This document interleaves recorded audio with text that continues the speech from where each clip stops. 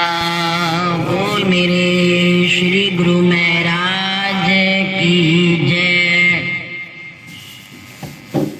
सद्गुरु के दरबार में कमी काहू की नाही, बंदा मौज न पावई चूक चाकरी माई। चाकर गुलाम व सेवक तीनों का एक ही भाव है। उस दाता के दरबार में कमी किसी वस्तु की नहीं है, परंतु सेवक उसकी चाकरी सेवा में चूक जाता है।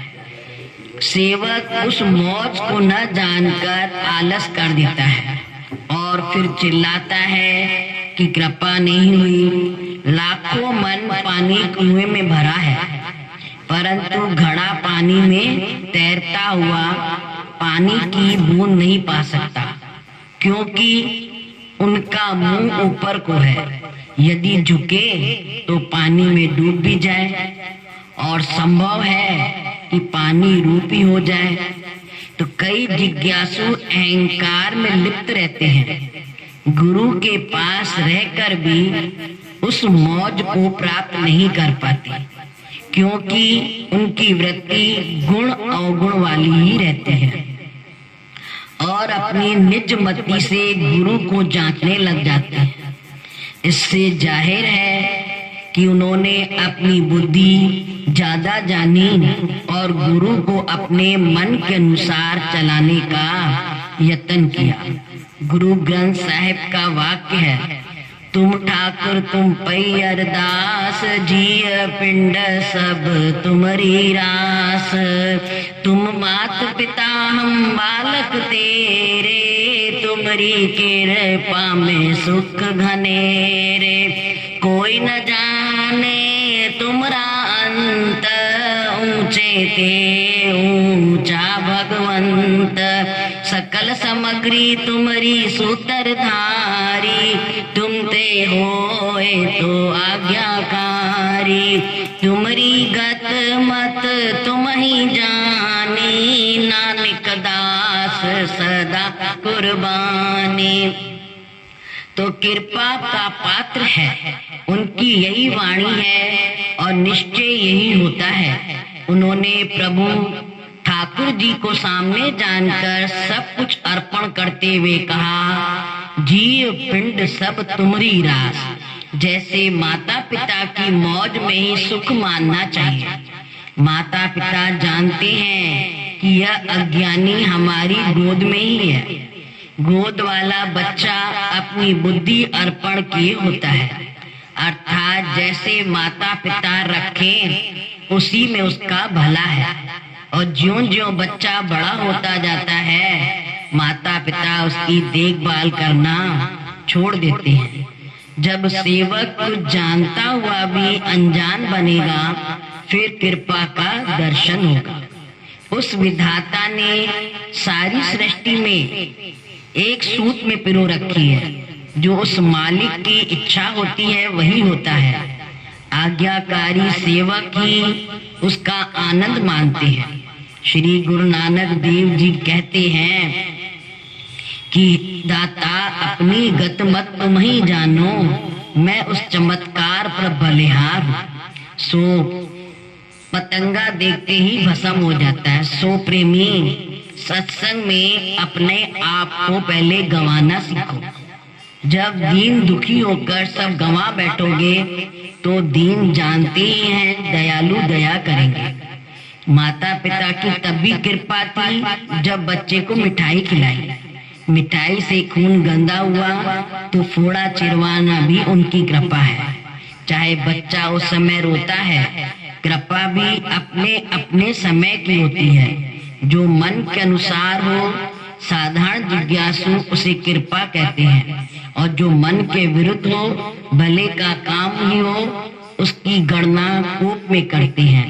इससे वे एक दिन पतन को प्राप्त होते हैं। बोल जयकारा बोल मेरे आज की जय। गुरुमुखों दूसरी पाशे गुरु महाराज जी ने साफ वचनों में कहा, कर वचन फरमा दिए कि जिसके अंदर गरीबी होगी वही आगे बढ़ पाएगा। जो अपने को कुछ जानेगा नहीं, केवल एक को जाना। जिसने कहा ना, जिसने एक जाना उसने सब कुछ जान लिया। लेकिन कहा ना, मन के वश होकर के वो अपने को कुछ का कुछ समझने लगता है, तो फिर उसके ऊपर कृपा कहाँ से होगी। कहा ना, माता पिता के लिए बच्चा तो प्यारा था, पहले मिठाई खिलाई तब उससे प्यार लगा, लेकिन जब उस मिठाई से उसके फोड़ा निकला तो माता पिता ने फिर उस गंदे खून को निकालने के लिए फोड़ा चिरवाया। तो ये भी तो माता पिता का प्यार है। अगर न चिरवाते तो क्या उसका फोड़ा सही होता। इसी तरह गुरु महाराज जी भी कभी प्यार से कभी ताड़ना से वो सेवक को समझाते हैं कि सेवक तुम समझ लो कि ये सेवक, ये तुम्हारे लिए गलत है, ये तुम्हारे लिए सही है। अगर समझदार सेवक होगा, गुरु की हर बात को मानने वाला होगा और गरीबी वाला होगा तो वो बात मान जाएगा। कहा ना, जो मनमानी करेगा उसका तो एक दिन पतन होना ही होना है, चाहे कोई कहे चाहे न कहे। जो बच्चा माता पिता की बात न मान करके आगे बढ़ता ऐसे ही करता जाए काम, तो आखिर उस बच्चे का भी तो पतन होता है। तो फिर देखिए कितना माँ बाप भी दुखी होते हैं और खुद भी वो बच्चा दुखी होता है कि हमने माना नहीं, आज इतनी मुसीबत में फंस गया। इसी तरह अगर हम सेवक भी गुरु महाराज जी की बात को नहीं मानेंगे तो क्या होगा। जब मुसीबत में फंसेंगे खुद, तो क्या भगवान को चैन आएगा। आप लोग खुद अपने दिल में फैसला करके बताओ, क्या आपके बच्चे जब मुसीबत में फंसते हैं तो क्या आपको दिल को चैन होता है।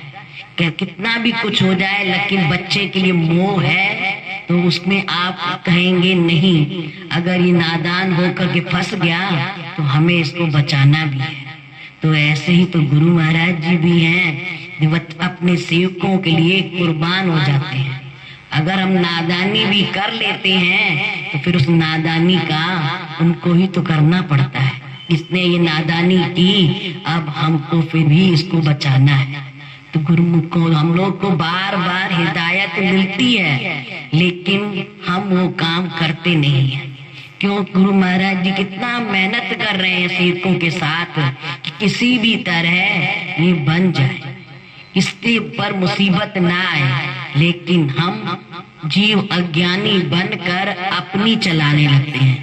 जब अपनी चलाएंगे तो फिर हमें मिलेगा क्या। कहते हैं ना, अपनी चलाने से न माया मिलती है न राम मिलता है, दोनों ही गंवा देते हैं हम, क्योंकि हमने अपनी चलाई। गुरु महाराज जी से तो कह रहे हैं कि हमारे ऊपर कृपा करिए, हमारे अंदर को ऐसा बना दीजिए कि हम अच्छे इंसान बन जाएं। जब वो हमारे ऊपर कृपा करते हैं तब फिर फूले नहीं समाते, फिर भूल जाते हैं कि दात किसकी थी। ये दात प्यारी विसरिया दातार, वो दात प्यारी हो गई और दातार विसर गया। फिर ये भी नहीं याद रहेगा कि गुरु महाराज जी कहाँ हैं, किस समय कहाँ पर रहेंगे। जब तक नहीं था तब तक गुरु महाराज जी से प्यार कर रहे थे, गुरु महाराज जी हमें ये चाहिए ये चाहिए, हम आपके जो कहेंगे वो करेंगे कह करके जब समय आया आ गया सब कुछ, तब एक किनारे होके बैठ गए कि अब क्या करना है, अब तो कुछ भी नहीं करना है। तो यही हुई ना, जब दात मिल गई तो दातार विसर गया। जब तक दात नहीं थी तब तक दातार याद था। तो फिर ये तो सेव की धर्म नहीं हुआ ना गुरुमुखों। सेव की धर्म में तो यही है कि जो गुरु महाराज जी कहते जाएं हम वो कार्य करते जाएं। हम गुरु महाराज जी को कह तो रहे हैं कि हमारे पर कृपा करो, तो गुरु महाराज जी ने भी एक दृष्टांत दिया कि एक बच्चा था, वो गुरु महाराज जी को हमेशा कहा करता था कि हमारे ऊपर कृपा करिए कृपा करिए। तो गुरु महाराज जी ने कहा ठीक, भाई कृपा तो कर रहे हैं तुम समझो, लेकिन वो समझता नहीं था इसका अर्थ क्या है। उन्होंने कहा ठीक है, अब हमें वो कृपा करनी है, तो समय आएगा हम तुम्हारे पास आएंगे और आकर उस कृपा का सवाल जवाब करेंगे। तो कुछ दिन बीते तो गुरु महाराज जी ने क्या किया, एक उसमें करमंडल में लीद भर करके गए और जा करके सेवक के घर पे आके आवाज लगाई तो उसकी कहा दूध चाहिए। जब दूध ले करके वो आया और आ करके करमंडल में जैसे ही डालने के लिए आगे किया तो देखा कि करमंडल जो है लीद से भरा हुआ है। तो गुरु महाराज जी ने कहा क्यों बेटा, क्या बात हो गई, तुम रुक गए? तो स्वामी जी पहले तो आप इसमें से लीद निकालिए, फिर इसको साफ करके तब दूध डालेंगे। तुमने कहा नहीं, ऐसे कैसे होगा? गुरु महाराज जी ने कहा इसी में डाल दो, लीद भी दूध की तरह पवित्र हो जाएगी। तब उसके मुख से निकला कि ऐसा भी कभी होता है क्या, जहाँ गंदगी हो उसमें हम दूध डाल दें और दूध पवित्र हो जाएगा, ये तो बल्कि गंदा हो जाएगा। तो गुरु महाराज जी ने भी उसी समय फट से जवाब दिया उसको, तो यही तो तेरी मूर्खता है। मैं तुमसे कह रहा हूँ बार बार कि अपने अंतःकरण को पहले शुद्ध करो, जो मैं मेरी भरी हुई है उसको अपने अंदर से निकाल के बाहर करो, तभी तो तुम्हारे अंदर गरीबी बसेगी, तभी तो अच्छी चीज जो दूध जो है वो तुम्हारे अंदर बसेगा। ऐसे कैसे दूध बसेगा? तुम खाली के बोलते रहो कृपा करो कृपा करो, और जो हम वचन तुमसे कर रहे हैं उन वचनों की तरफ तुम ध्यान भी नहीं दे रहे हो। तो गुरुमुखों, अज्ञानता हम लोग करते हैं, फिर गुरु महाराज जी पर क्या करते हैं, दोष लगाते हैं कि वो हमारे ऊपर कृपा नहीं कर रहे हैं। दोष अपना और लगाते हैं गुरु महाराज जी के ऊपर। गुरु महाराज के लिए तो सब बच्चे एक बराबर हैं, सब सेवक उनके लिए बराबर हैं। एक नूर से सब जग उपजा, कौन भले कौन मंदे, किसको कहेंगे? एक ही नूर से सब आए हैं। आप अपने शरीर में से खून निकालिए और दूसरे के भी निकालिए, सबका रंग लाल होगा। ये नहीं कि किसी के खून का रंग सफेद होगा या पीला होगा, सबका रंग लाल होगा। तो वहाँ ऊपर से तो एक ही नूर से हम लोग सब उपजे हैं, भले मंदे कोई नहीं है। हम अपने आप को ही भला मंदा बना लिया है कि अपने मन के द्वारा कहते हैं कि इसके ऊपर ज्यादा दया दृष्टि है, इसके ऊपर कम है, लेकिन अपने अंतःकरण को नहीं देखते कि इसमें हमारे अंदर गलती क्या है। गुरुमुखों, अगर हम अपनी गलतियां देखना शुरू कर दें तो कभी भी ऐसा न हो। गुरुमुखों, अभी हम लोग जब सल्लाबाई जी शांत नहीं हुए थे, उसके पहले जो मुहूर्त हुआ था उसमें सल्लाबाई जी ने, शोभाबाई जी खड़े थे तो साईं भी कुर्सी पर विराजमान थे। तो बोल रही थी भाई साईं, ये शोभा जो है ना सुधर सही सन नहीं रही है, जो हम कहते नहीं सुन रही है। इसको कहते हैं कि तुम कहो कि सब सही है, हम गलत है, लेकिन ये क्या बोलती है कि हम सही हैं, सब गलत है। तो साईं जन हंस रहे थे, मुस्कुरा रहे थे बैठे। अब उस समय क्या थी क्या नहीं थी किसके अंदर, वो तो गुरु महाराज जी जाने और साईं जन जाने। साईं जन मुस्कुरा करके बोले, अरे भाई जी, शोभा बाई जी बोल दो जो सल्लाबाई जी बोल रही है। तो कहती ठीक है साईं जी, आप कह रहे हो तो हम बोल दे रहे हैं। तब बोलती हैं कि सब सही है, हम गलत हैं। तो गुरु साईं जन हंसने लगे। तो इसमें भी कोई भलाई होगी। अगर हमने अपने को गलत साबित कह दिया तो कौन बड़ी बात हो गई। हो सकता है हमारे अंदर कोई कमी होगी, वो निकालने के लिए हमारी गलती को सुधारना होगा। गुरुमुखों, छोटा बनने में कोई भी वो नुकसान नहीं है। छोटा बन करके तो देखो, अपने को गरीब जान के तो देखो। गरीब कोई पैसे का नहीं, मन का गरीब। पैसा तो हजारों लाखों करोड़ों हो तुम्हारे पास, अगर मन में गरीबी नहीं है तो कुछ भी नहीं है। मन में गरीबी रहेगी, अपनी ही गलतियां सुधारने की कोशिश करोगे तो हमेशा सुखी रहोगे। और दूसरे की गलतियों को देखते रहेंगे तो अपना मन हम काला करते चले जाएंगे। मन काला हो जाएगा और क्या होगा, फिर एक दिन ऐसा आएगा गुरु दरबार से दूर हो जाएंगे। तो गुरुमुखों, ऐसा कर्म क्यों करें जो हम गुरु दरबार से दूर हो जाए। हम लोग आए किस लिए? गुरु महाराज जी के लिए, न कि सबके लिए। हमें तो गुरु महाराज जी को देखना चाहिए कि वो किस तरह सबसे एक बराबर चलते हैं। किसी को कुछ किसके अलग अलग देते हैं क्या? सबको आशीर्वाद एक जैसा देते हैं, प्यार एक जैसा देते हैं, चाहे उनके आगे कोई भी आ जाए। तो हम उनके सेवक हैं, हम उनको देखें, उनकी तरह बनने की कोशिश करें कि हमारे स्वामी कैसे हैं और हम कैसे हैं। गुरुमुखों, कपड़ा बेचने वाला होता है तो पहले सैंपल ही तो दिखाता है, सैंपल दिखाता है तभी तो आप उसको देख करके कपड़ा खरीदते हो कि कपड़ा अच्छा है कि नहीं है।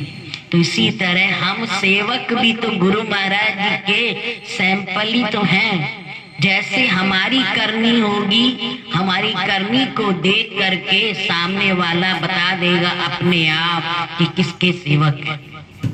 गुरुमुखों, क्योंकि अनंतपुर की हम लोगों की करनी कौन सी है सबको पता है। उस करनी को देखिए, केवल अपने आप को न देखिए। जो गुरु महाराज जी की तरफ देख करके चलेगा उसको और कोई नजर नहीं आएगा। सबसे बातें करेगा लेकिन उसकी निगाहें गुरु महाराज जी के पास होगी। गुरुमुखों, हम सेवकों का धर्म भी यही है कि अपनी निगाहें हम गुरु महाराज जी के पास रखें। कोई कुछ भी करे, हमें उससे क्या लेना देना है। हम उसके कारण अपनी भक्ति क्यों खराब करें?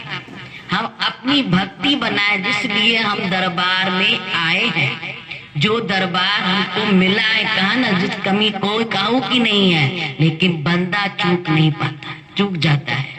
सद्गुरु के दरबार में कमी काहू की नहीं, बंदा मौज न पावे चूक चाकरी माई। वो अपनी चाकरी में ही चूक जाता है, फिर बाद में दूसरों पे दोष लगाता है। गुरुमुखों, दोष न लगा करके अपनी गलतियों को देखते रहें और गुरु महाराज जी को अपना बनाते रहें और उनके प्यार पे कुर्बान होते रहें। यही हमारा सेवकी धर्म है। जिस सेवकी धर्म को अपनाएंगे तो हमेशा खुश खुश रहेंगे। और जो गुरु महाराज जी के वचन निकलते हैं, उन वचनों पर जितना हम अमल करेंगे हमारा ही जीवन धन्य बनेगा। अपने जीवन को धन्य बनाकर और गुरु महाराज जी के आशीर्वाद से झोलियां भर करके यहाँ भी सुखी रहें और अपना परलोक भी सुहेला करें। बोलो जयकारा बोल मेरे जय की जय, सद्गुरुदेव भगवान की जय। गुरुमुखों, 26 तारीख को शिवरात्रि का शुभ त्योहार है। 26 ही है ना? 26 तारीख को शिवरात्रि का शुभ त्योहार है।